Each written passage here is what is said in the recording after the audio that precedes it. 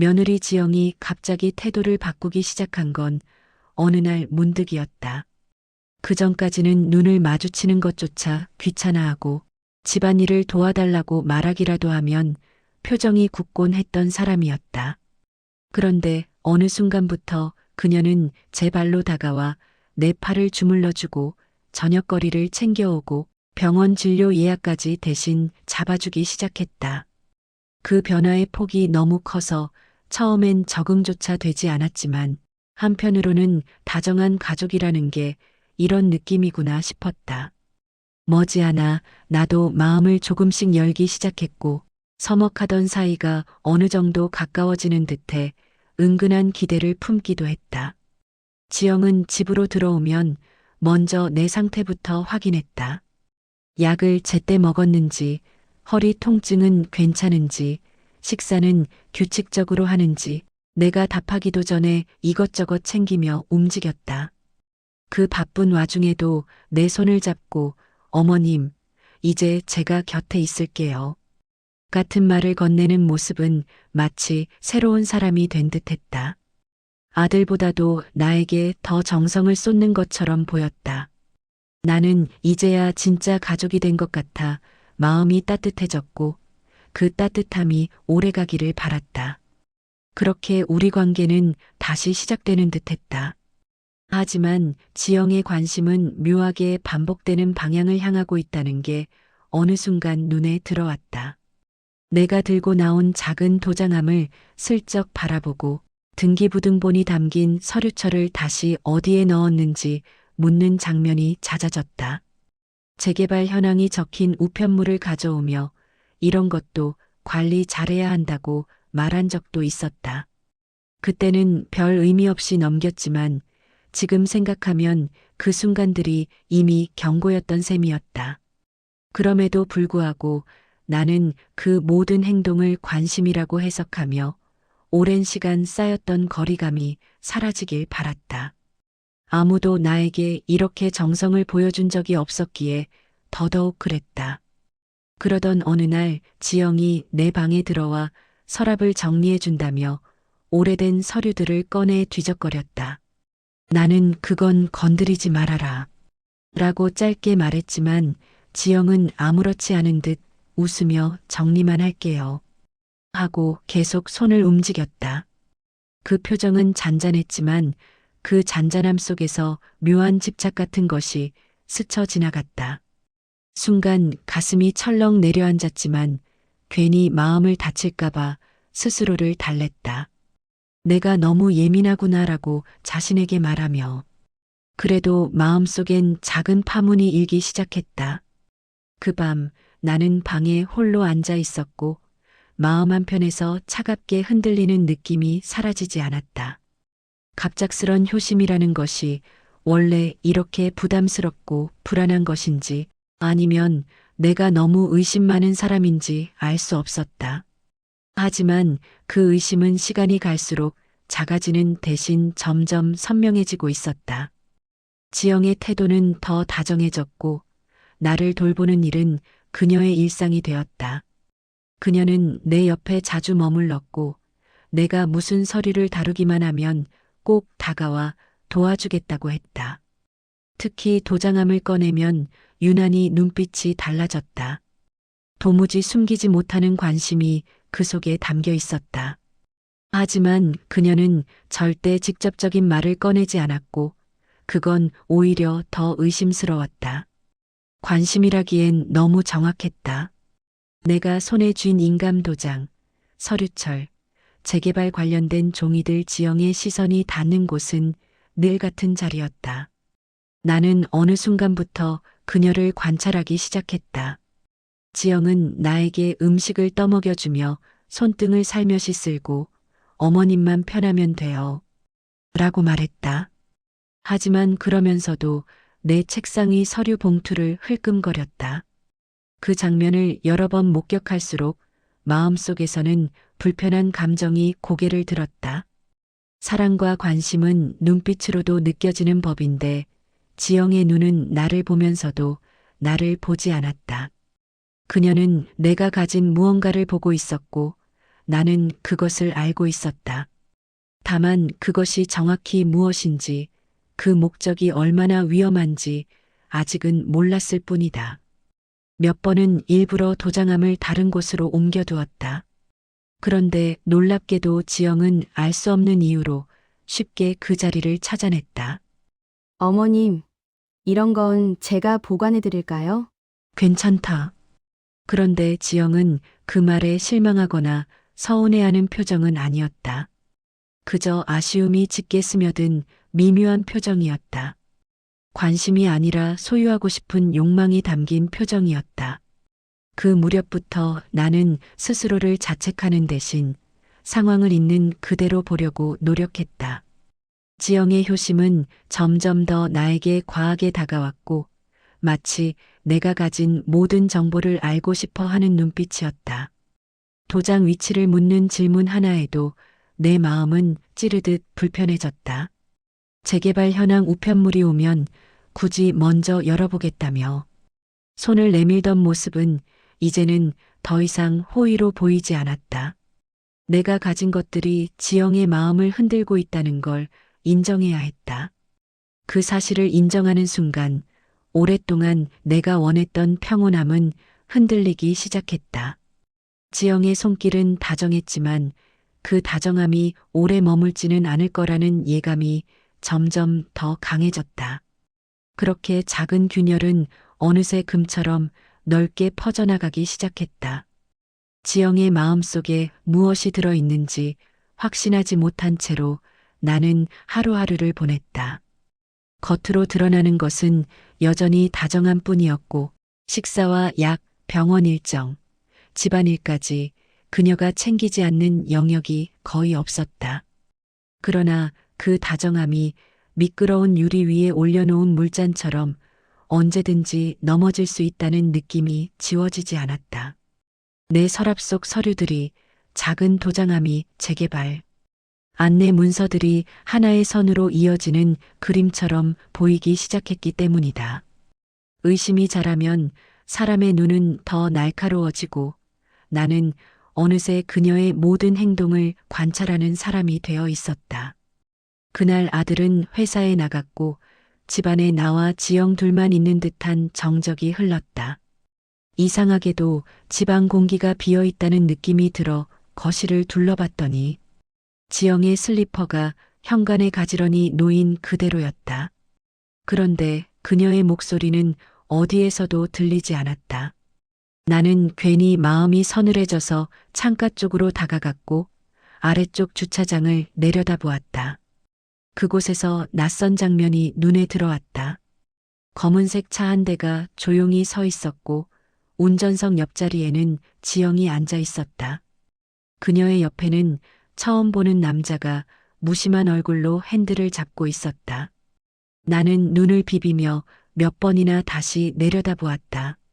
지영은 그 남자와 마주보면서 웃고 있었고 손등을 맞잡는 모습이 또렷하게 보였다.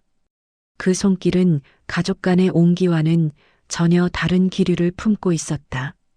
몸을 기댄 채로 입가를 가만히 움직이며 속삭이는 모습에서 내가 알고 있던 며느리는 온데간데 없었다.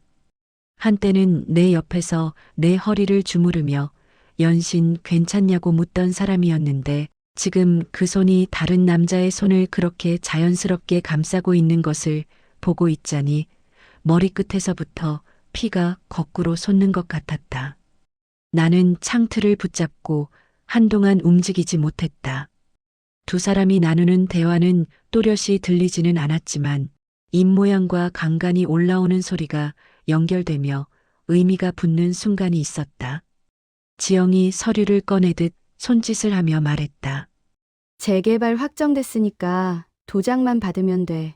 그 말이 내 귀에까지 닿는 느낌이었다. 차 내부에서 울린 짧은 웃음과 함께 남자의 입술이 그 뒤를 이었다. 그러면 바로 명에 넘기는 거야. 내 몸속 어디선가 무언가가 또각 부러지는 소리가 나는 듯했다. 지금까지의 친절, 그 끝이 무엇인지 한순간에 선명해졌다. 나를 위해서 차려주던 밥상이 재개발 보상금을 향한 사다리 같았고 내 손을 잡고 건네던 옹기는 서류에 도장을 찍게 만들기 위한 장치 같았다. 나는 한동안 그 자리에서 내려오지 못한 채 발만 굳어 있었다.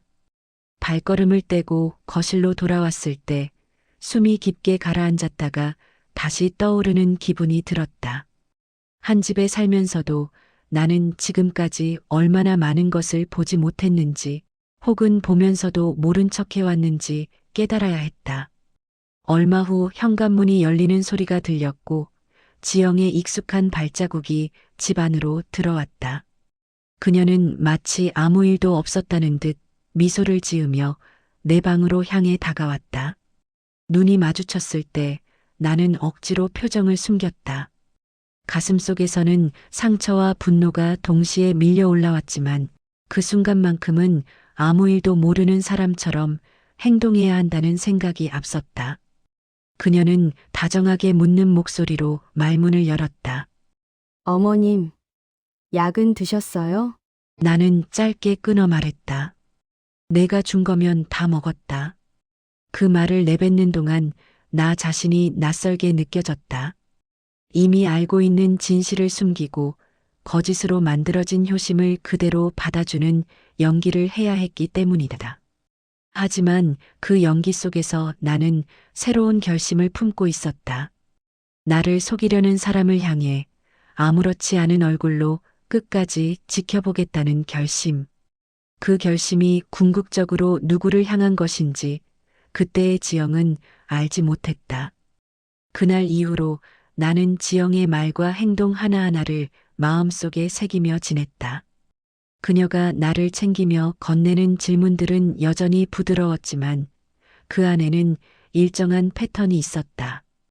인감 도장은 어디에 두었는지, 예전부터 쓰던 도장과 새로 만든 도장 중 어떤 것을 주로 쓰는지, 재개발 관련 우편을 받으면 보통 어디에 보관하는지 그런 것들을 아무렇지 않은 말투로 흘리듯 묻곤 했다. 누군가에게 전해 듣기라도 한 듯 서류와 도장, 소유권에 관한 질문만 정확히 골라 던지는 모습이었다. 나는 그럴 때마다 일부러 엉뚱하게 대답했다. 어느 날 지영은 슬쩍 이런 말을 꺼냈다. 어머님, 요즘 혼자 사시는 어르신들한테 사기치는 사람 많다던데요. 도장하고 서류는 가족이 같이 챙겨야 안전하대요. 나는 웃음인지 냉소인지 알 수 없는 표정을 지으며 고개를 끄덕였다. 겉으로는 그녀의 말을 수긍하는 척했지만 마음속에서는 그 말이 누구를 향한 조언인지 너무도 잘 알고 있었다. 나를 걱정하는 척하면서 실은 자신이 서류와 도장에 손을 대기 위한 근거를 만드는 중이라는 걸 느끼지 못할 만큼 나는 어리석지 않았다. 아마 그녀는 내가 여전히 자신을 믿고 있다고 생각했을 것이다. 그 믿음 위에서 더 담대해지고 있는 자신을 의심하지 못한 채로 지영은 집안 정리를 한다는 말로 내 방에 들어오는 횟수를 증가시켰다. 서랍을 정리하며 도장함을 슬쩍 열어보기도 했고 오래된 서류들을 꺼내 하나하나 펼쳐보는 모습도 여러 번 목격했다. 그때마다 나는 일부러 관심 없는 척 시선을 돌렸다. 그러면 지영은 바닥에 앉아서 종이들을 모으는 척하며 조용히 정리했고 남몰래 중요한 정보를 눈에 담아두려는 사람 특유의 집중한 표정을 지었다. 만약 그 순간에 내가 한마디라도 더 끼어들었다면 그녀는 자신의 속내를 숨기기 위해 한 발 물러섰을지도 모른다. 나는 일부러 침묵을 선택하면서 그녀의 욕심이 더 크게 자라나도록 내버려 두었다. 그리고 어느 때부터인지 지영의 휴대전화 통화가 길어졌다. 베란다나 욕실 앞 현관 근처에서 낮은 목소리로 통화하는 소리가 들려왔다. 이름을 정확히 들을 수는 없었지만 대화의 분위기와 단어들은 또렷했다.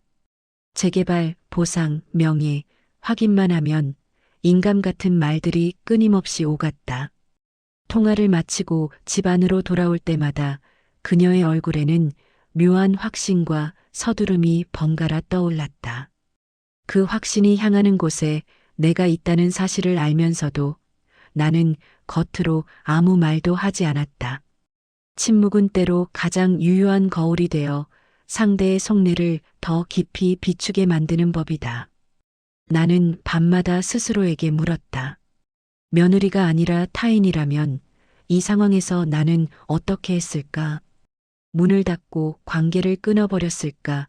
아니면 정면으로 따지고 분노를 터뜨렸을까?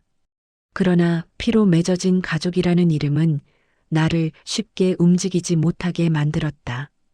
한 번도 따뜻한 손을 붙잡아 보지 못했던 시어머니와 며느리의 관계가 이제야 조금은 가까워지는 듯 했는데 그 모든 것이 가짜였다는 사실을 입 밖으로 내는 일이 너무도 냉혹해 보였다. 그래서 나는 그 냉혹함을 나 대신 다른 사람에게 맡기기로 마음먹었다. 아들에게 직접 말하겠다는 결심이 그때 처음으로 떠올랐다. 하지만 바로 전하지는 않았다. 말로 전달하는 것보다 눈으로 확인하게 만드는 편이 더 확실하다고 느꼈기 때문이다. 지영이 모으고 있는 서류와 준비하는 계획이 결국 어떤 모양을 하고 있는지 아들이 직접 마주해야만 했다. 내가 눈으로 본 그 차 안의 장면처럼 부드러운 효심 뒤에 숨어 있는 얼굴을 그도 알게 될 필요가 있었다. 그 결심을 품은 채로 나는 다음 날 서랍 깊숙한 곳을 뒤지기 시작했다. 오래전에 한 번만 확인하고 다시 봉인해둔 서류 봉투 하나가 손에 잡혔다. 이 이야기가 어디로 향할지 알고 있는 사람처럼 봉투는 조용히 내 손에 들어왔다. 손에 쥔 봉투는 오래된 종이 특유의 냄새를 풍기며 내 손끝을 스치고 있었다. 나는 호흡을 가다듬고 봉투를 조심스레 찢었다. 그 안에는 몇 장의 서류가 가지런히 정리되어 있었고 가장 위에 놓인 문서의 제목이 눈에 들어오는 순간 심장이 멈추는 듯했다. 그것은 아파트에 대한 증여 계약서였다. 수령인의 이름은 내 아들이었고 날짜는 이미 몇 해 전으로 적혀 있었다. 내가 아들에게 조용히 맡겼던 그날의 선택이 종이 위에 또렷하게 남아 있었다.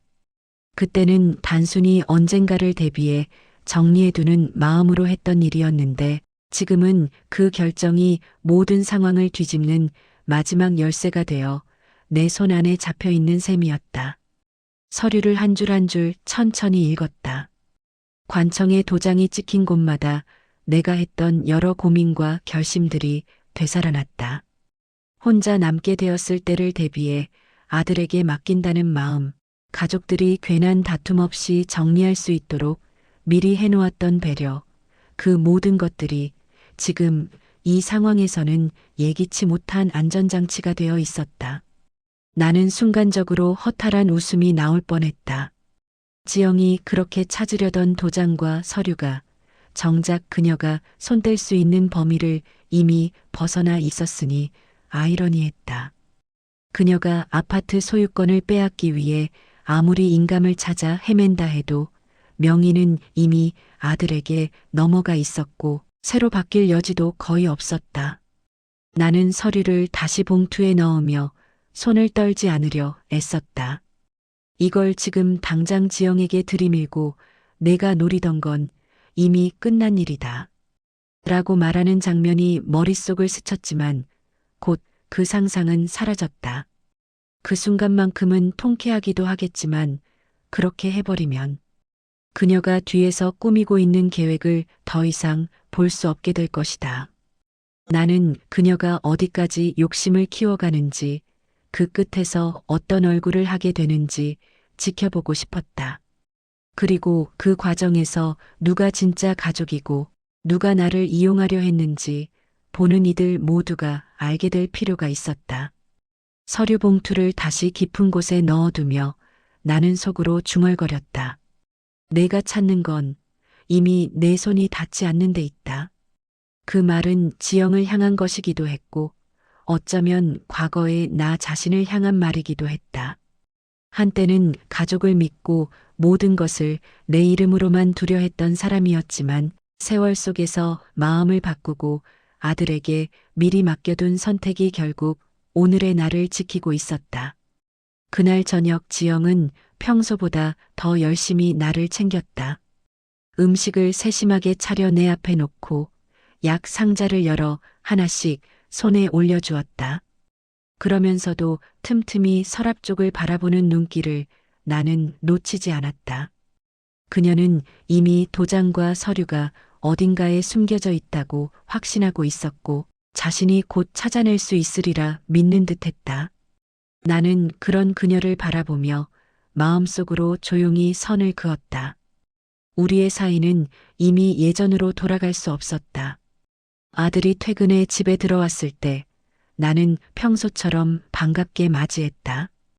그리고 눈빛만으로 그에게 오늘 밤에 할 이야기가 있음을 전했다. 그는 나의 시선을 알아차린 사람처럼 잠시 멈칫하더니 고개를 천천히 끄덕였다. 그 순간 나는 알게 되었다. 이 싸움은 이제 나 혼자가 아니라는 것을. 아들이 내 방문을 조심스럽게 닫고 자리에 앉았을 때 나는 잠시 말을 고르며 그의 얼굴을 바라보았다. 예전보다 훨씬 굳어진 표정, 눈 밑에 내려앉은 피로, 그러나 그 안에 깃든 단단한 결심이 눈에 들어왔다. 나는 천천히 차를 따르며 지영에 대해 그가 무엇을 알고 있는지 먼저 확인하고 싶었다. 내가 목격한 차 안의 장면, 도장과 서류를 향한 집착, 눈치채지 못한 척하다가도 가끔 스쳐 지나가는 차가운 눈빛을 어떻게 이야기해야 할지 고민되었기 때문이다. 말이 입술까지 올라왔다가도 다시 내려앉았다. 그런데 먼저 입을 연 사람은 아들이었다. 엄마, 혹시 요즘 집에서 느끼시는 거 없으세요? 그 질문은 내 마음속 무게를 단번에 건드렸다. 나는 그제야 그에게 내가 본 장면과 느낀 불안, 서류 봉투 속 내용까지 차례대로 들려주었다. 지영이 나에게 얼마나 갑자기 다정해졌는지, 그 다정함 뒤에서 도장과 재개발 서류에만 집중하는 시선이 얼마나 불편했는지, 결국 차 안에서 낯선 남자와 손을 잡고 나누던 대화를 창문 너머로 들었을 때의 충격까지 숨김없이 말해버렸다. 아들은 눈을 감고 내 말을 끝까지 들었다. 이야기가 끝났을 때 그는 조용히 휴대전화를 꺼냈다. 그리고 사진과 녹음 파일 몇 개를 내게 보여주었다. 화면 속에는 낯익은 골목과 건물들이 찍혀 있었고 그 안에서 지영과 같은 남자가 함께 서 있었다. 카메라에 잡힌 둘의 거리감, 스쳐 지나가는 손짓, 서로를 바라보며 짧게 웃는 장면이 내가 본 차 안의 모습과 겹쳐졌다. 녹음 버튼을 눌러서 재생해 보니 익숙한 목소리가 들려왔다.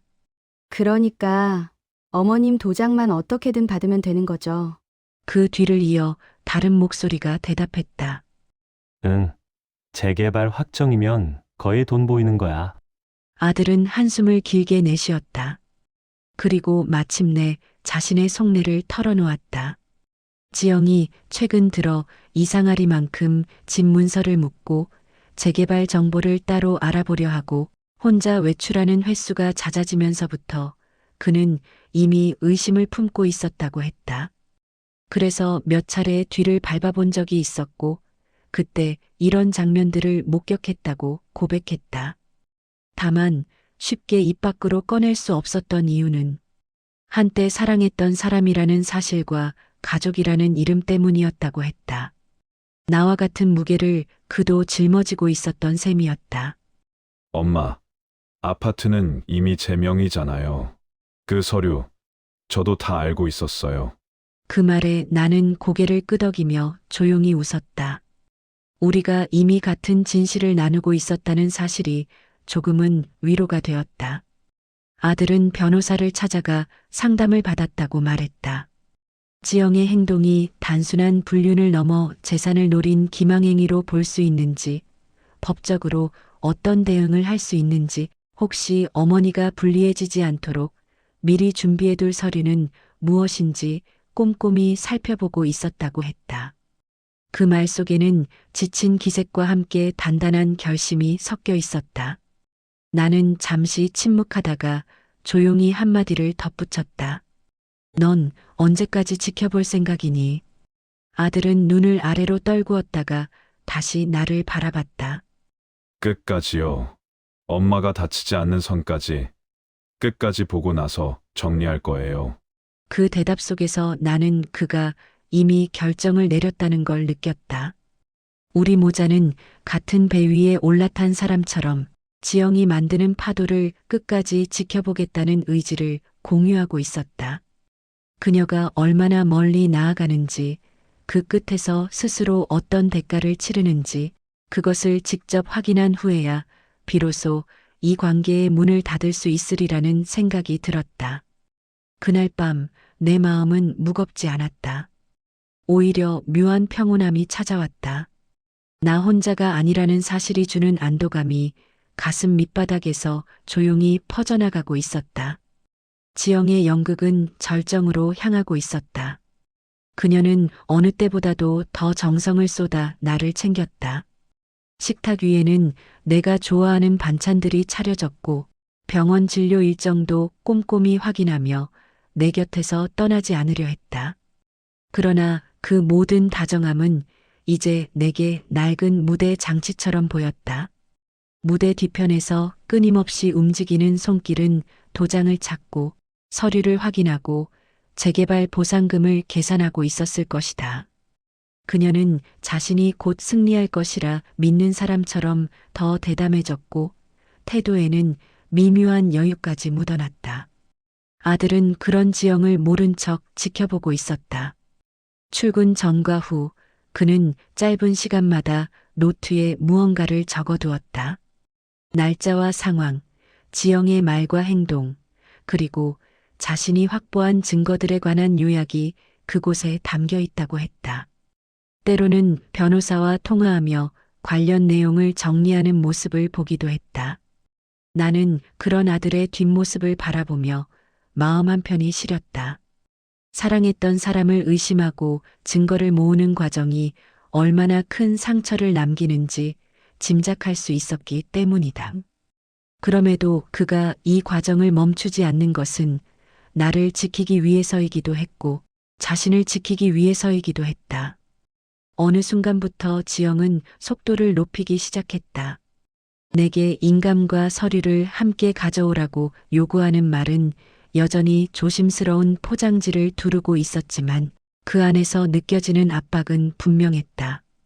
어머님, 나중에 문제 생기면 큰일이에요. 지금 정리해두면 우리 다 편하잖아요. 같은 말들이 반복되었다. 그녀는 우리가 아직 자신을 믿고 있다고 생각했다. 나는 일부러 서류를 어디에 두었는지 헷갈리는 척했고 도장을 잘 잃어버린다며 웃어넘겼다. 그럴수록 그녀의 눈빛에는 초조함이 번져갔다. 결정적인 날은 그렇게 찾아왔다. 지영은 마침내 내 앞에 서류 몇 장을 들고 나타났다. 인쇄된 양식 위에 빈칸들을 남겨둔 채 사인과 도장을 요구하는 자리만 공란으로 남겨져 있었다. 그녀는 부드러운 목소리로 설명했다.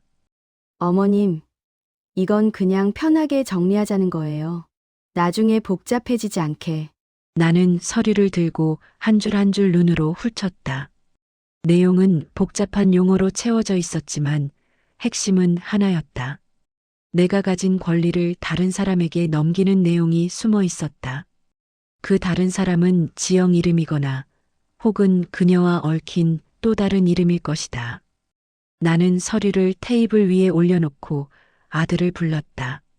지영은 그 순간 잠깐 당황한 듯 했지만 곧 평정심을 되찾으려 애쓰는 표정을 지었다. 아들이 방에서 나와 우리 앞에 앉자 지영의 얼굴에는 억지 미소가 걸렸다. 그 자리에서 아들은 서류를 집어들고 차분히 읽기 시작했다. 그리고 천천히 시선을 들어 지영을 바라봤다. 그의 눈빛은 이미 결정을 내린 사람의 것이었다.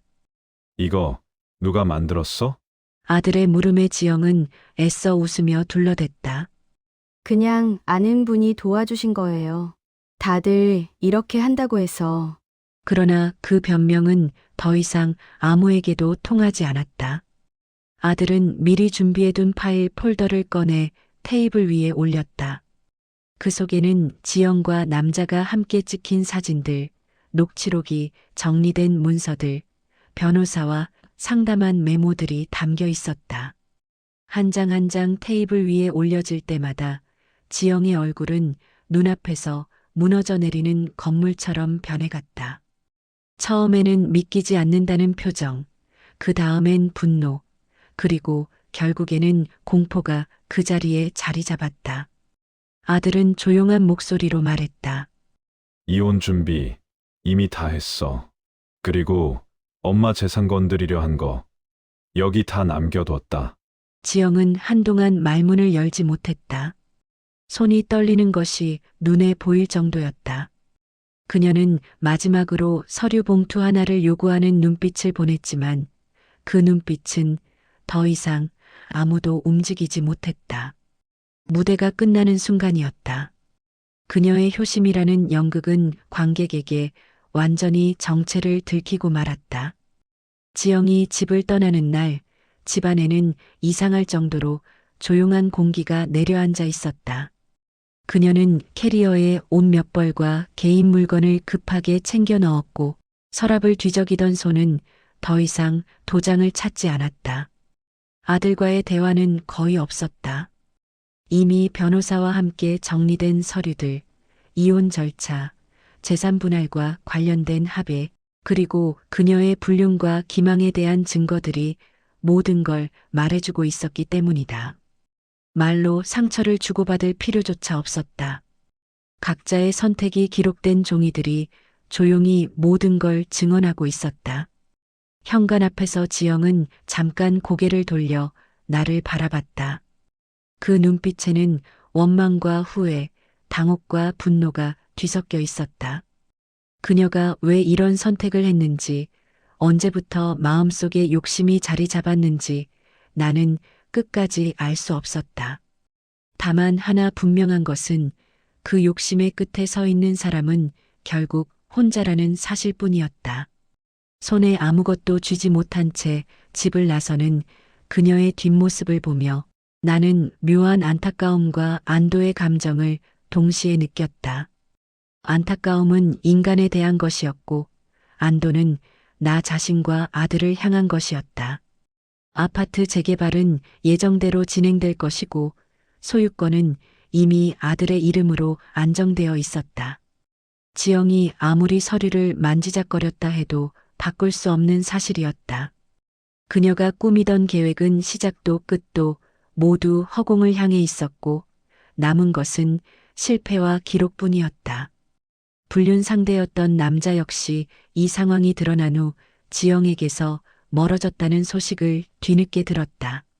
아들이 변호사를 통해 알아본 바에 따르면 그 남자는 이미 다른 사람들과도 비슷한 일을 반복해온 사람이었고 지영은 그 중 하나의 대상일 뿐이었다. 욕심으로 시작한 일이 욕심 많은 사람들 사이에서 어떻게 끝나는지 그 결말이 또렷하게 보이는 대목이었다. 집안의 공기는 서서히 원래의 자리를 찾아갔다. 아들은 내 옆에 앉아 그동안 말하지 못했던 마음을 털어놓았다. 지영을 선택했던 이유, 함께 살아가고 싶었던 시간들, 그리고 서서히 무너지는 신뢰를 잡아보려 했던 노력들까지 모든 이야기가 한꺼번에 쏟아졌다. 나는 그 말을 조용히 들으며 그의 손등을 가만히 잡아주었다. 이 집에서 진짜 가족으로 남은 사람은 결국 우리 둘뿐이라는 사실이 선명해질수록 마음 한쪽이 아리면서도 단단해지는 것을 느꼈다. 식탁에 둘이 마주 앉아 밥을 먹는 시간이 다시 익숙해지기 시작했다. 쓸데없는 눈치나 억지 웃음이 사라진 자리에 조용하지만 편안한 호흡이 자리 잡았다. 아들은 가끔 재개발이 끝나면 집 구조를 어떻게 바꾸면 좋을지, 나에게 어떤 방을 만들어주고 싶은지 이야기했다. 나는 그 이야기를 들으며 이 집이 비록 많은 일을 겪었지만 여전히 우리가 함께 숨쉬는 공간이라는 사실에 감사했다. 나는 마음속으로 마지막 말을 정리했다. 눈앞에 마주 앉아 있는 아들을 바라보며 스스로에게도 언젠가 이 이야기를 듣게 될 누군가에게도 전하고 싶은 말이었다. 효심은 돈으로 흉내내는 것도 가능하지만 욕심은 결국 사람을 떠나게 만든다. 진심이 아닌 마음은 언젠가 틈이 벌어지고 그 틈으로 진실이 고스란히 드러난다. 그렇게 생각하며 나는 조용히 젓가락을 내려놓았다. 우리가 잃은 것과 지켜낸 것을 모두 떠올리면서 남은 삶은 더 이상 속지 않고 그러나 너무 미워하지도 않기로 다짐했다. 떠난 사람은 자신의 욕심을 안고 떠났고 남은 우리는 조금 늦게 찾아온 평온을 붙잡고 살아가면 되는 것이다.